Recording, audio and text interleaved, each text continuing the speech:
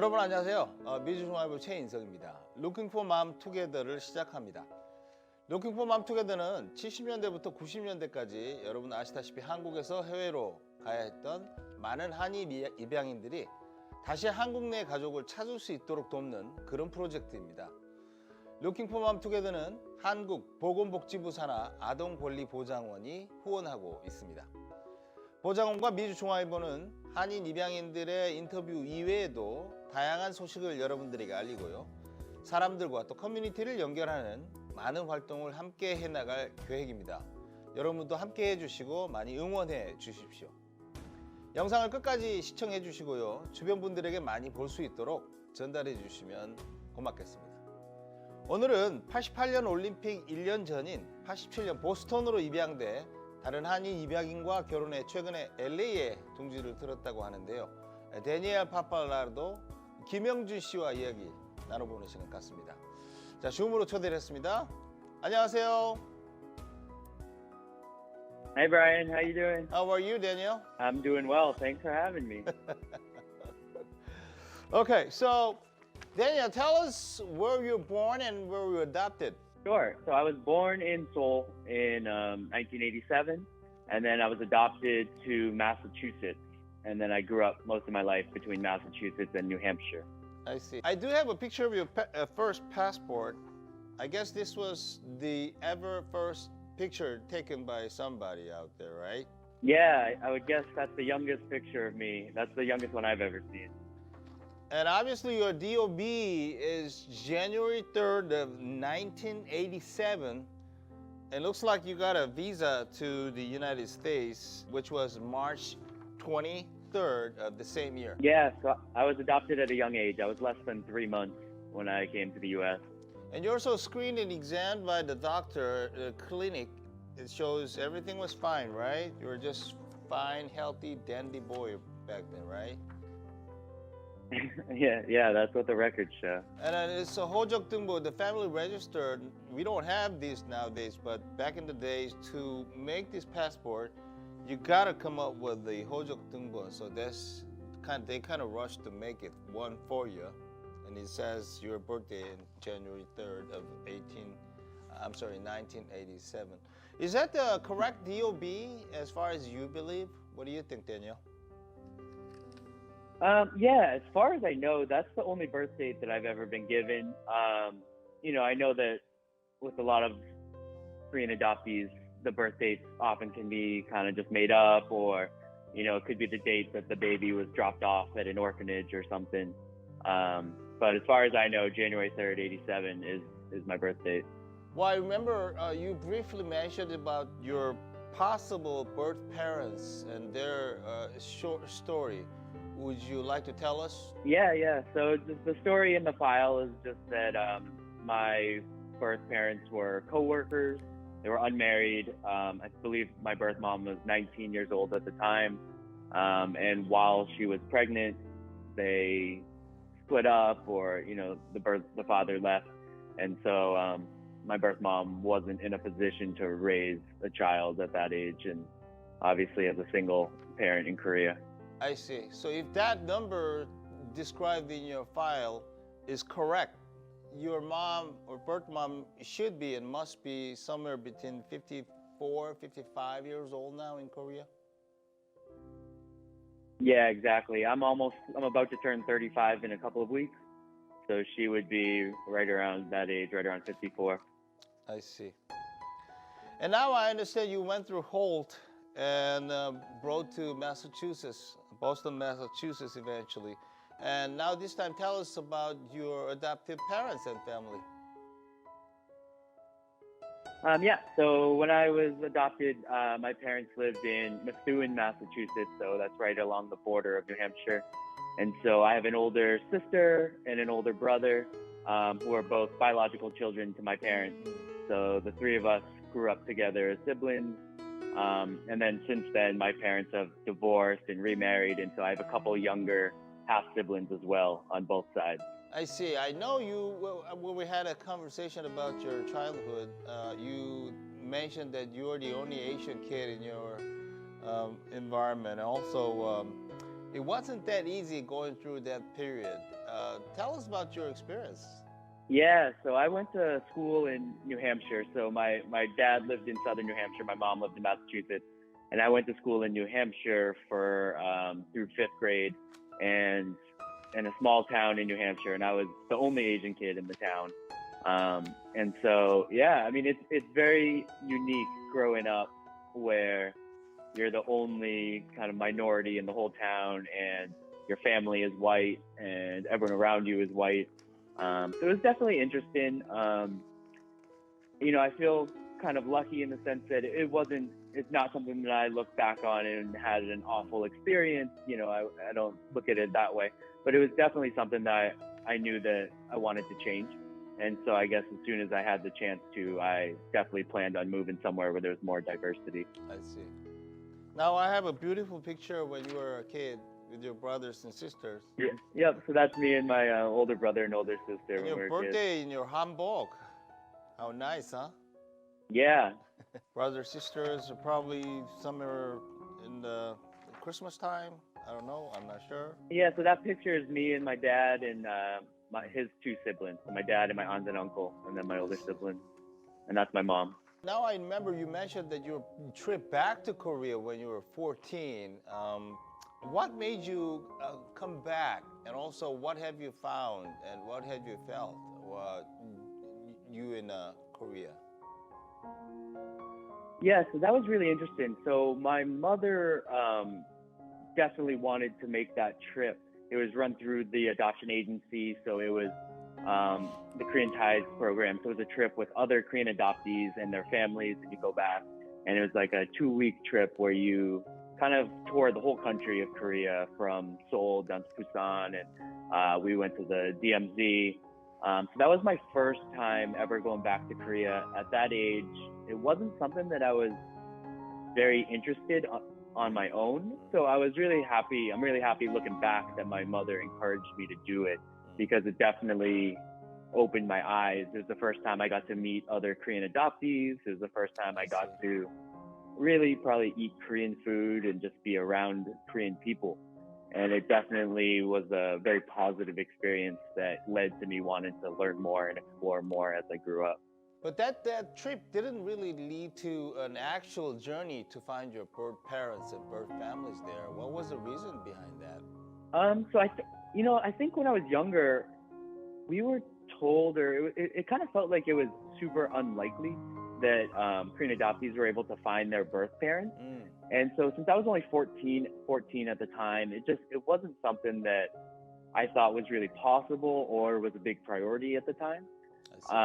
You know, now that I know so many more people in the Korean adoptee community, I do know that a lot of adoptees have been able to find their birth families.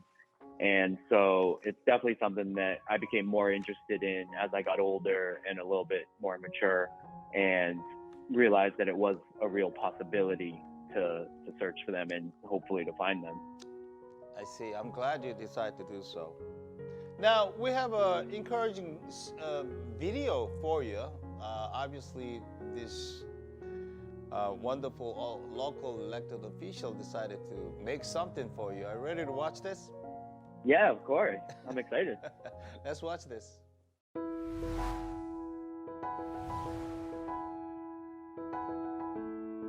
Hello everyone, I'm Sunny Park, Mayor Pro Tem of Buena Park. When I heard the story of Daniel, I was very moved. I commend Daniel for his personal accomplishments despite all odds against him, and congratulate him on his wedding with his lovely wife. 안녕하세요. 박영선 부에나파크 부시장입니다. 한국에서 입양아 찾기를 돕는 아동권리보장원의 노고에 감사드리고 중앙일보에서 하시는 이렇게 좋은 프로젝트에 힘을 보태게 되어서 영광입니다. 저는 우리 한인사회 여러분들과 함께 한인 입양아들이 한국에서 가족들을 꼭 찾으실 수 있도록 최선을 다해서 돕겠습니다. It is so important for all of us, Korean Americans, to stand with Daniel and those who were adopted from Korea and pursue their lives in the U.S. It was not their choice to be relocated here, but the fact that they are doing their best to become productive members of the society is so inspiring to all of us. Their contribution to the community should be recognized and commended. I hope that all of us can help in any way we can to find their natural parents in Korea. I'm also very happy to see the Adoptee Citizenship Act of 2021, Bill number 967, being introduced on March 25th, 2021, to amend U.S. immigration law to fix the loophole denying automatic U.S. citizenship to thousands of inter-country adoptees who were adopted by U.S. citizen parents. Many Korean adoptees were deported from the U.S. back to South Korea under the current law. We should closely monitor this bill until it is passed by Congress and signed by the President. Daniel, I'm very proud of you, and I pray that God leads you to your mother in His due time. Thank you.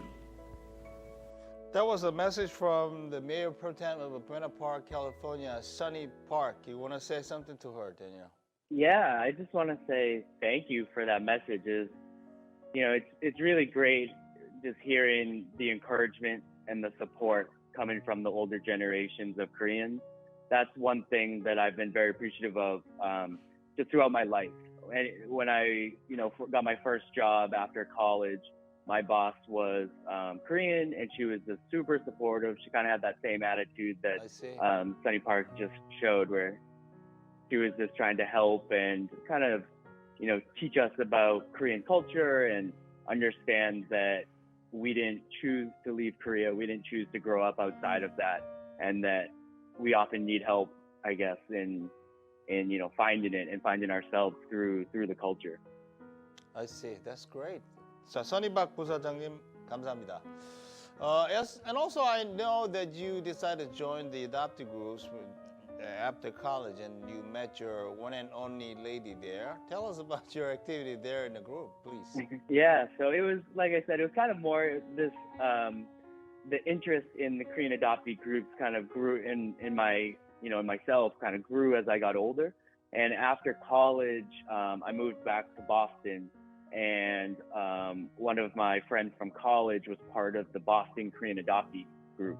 And so I went to an event there, and it was really great to hang out with other Korean adoptees, other people who just shared life experiences that other people just haven't had. And at the very first Boston Korean adoptee event that I went to, I met Nora, who is my now wife. And it was actually her first event too. And we didn't start dating right away or anything, but we became friends. We kind of kept in touch for a couple years, and then started to date a couple years after that. And it turned into love, and it turned into a marriage. And now I have a picture of your proposal to her back in 2019, I believe. How did it go, Daniel? It was great. So Nora taught English in Korea, so she lived there for a little while. At that time, Nora has a twin sister that she grew up with, who was still living in Seoul, and they're super close. And so Nora definitely wanted her sister to be a part of the proposal. And so Nora and I planned a trip to Korea. We've gone back a couple of times now in the past couple of years. And I knew that proposing to her in Seoul would just be very special to both of us. So it worked out. So I proposed to her during the trip in Seoul.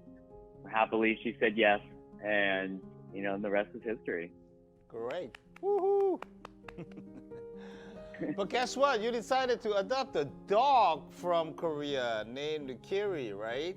Yeah, so we as a family, we decided that we wanted to get a dog, and Nora, after kind of looking around online, found some agencies that rescue dogs from the meat trade in Korea.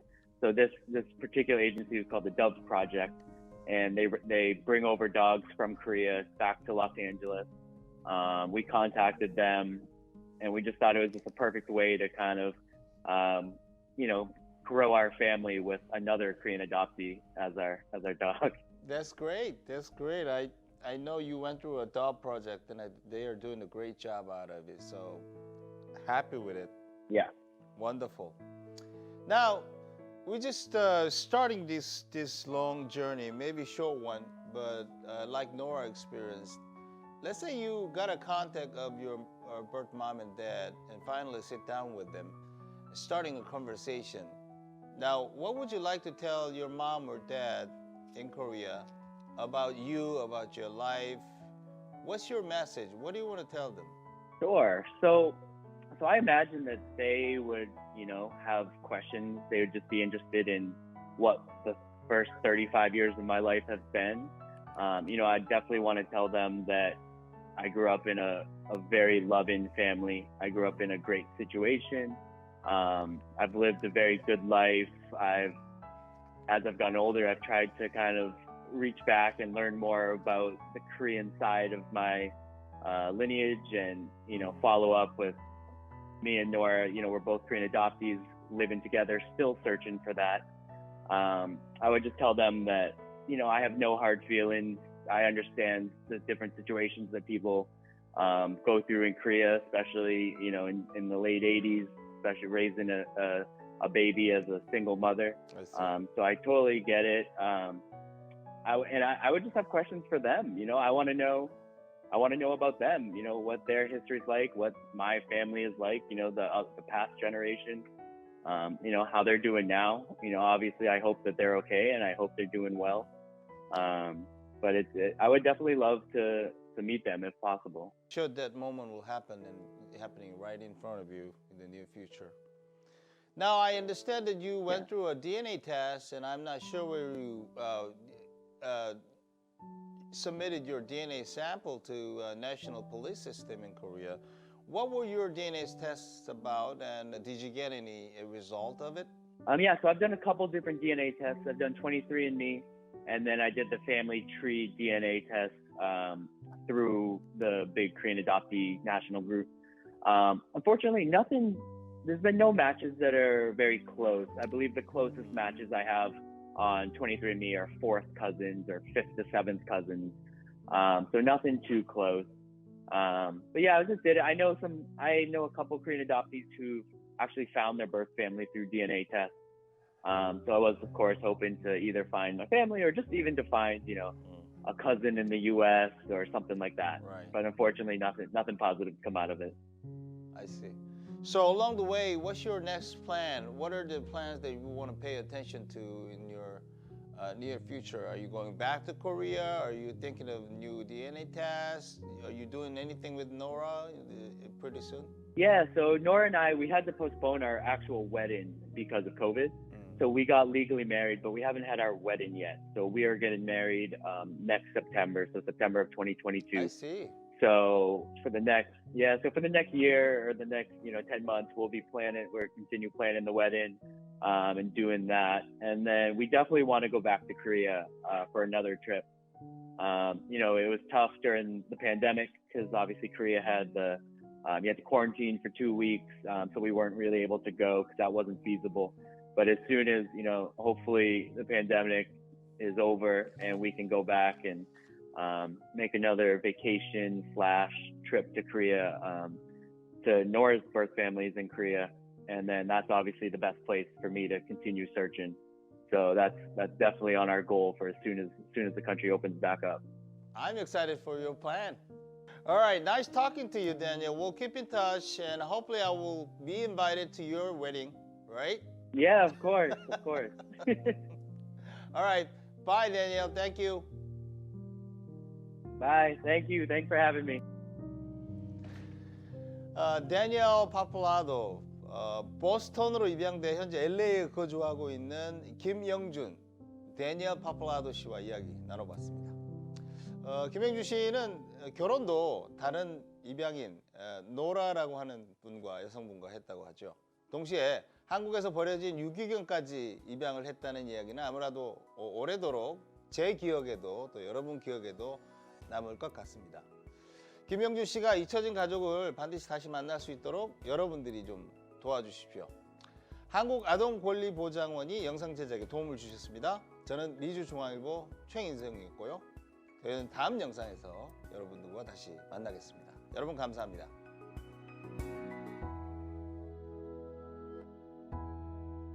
Hello everyone, it's a pleasure to meet you.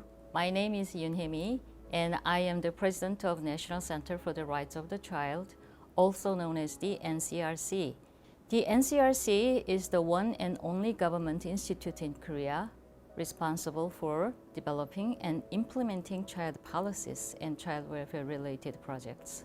Well, every year we handle about 2,000 requests from adoptees to find their birth families and support them with our post-adoption services. Well, we are working diligently and we are here to listen to you and to help you navigate the search process in any way we can. We are working to enhance the adoption information disclosure system as well as the laws and system in Korea so that adoptees wishing to reunite with their birth families can access necessary information with ease. We will also expand the DNA test program to help more adoptees with little records about their birth parents successfully reconnect with their birth families. We are always here to help you find your family. We want your search to be successful. We are working closely with the government and the other agencies and are supporting network building for the adoptee communities. The NCRC and Korean government will continue to listen to you and aid your journey to reconnect with your birth family. Thank you. 감사합니다.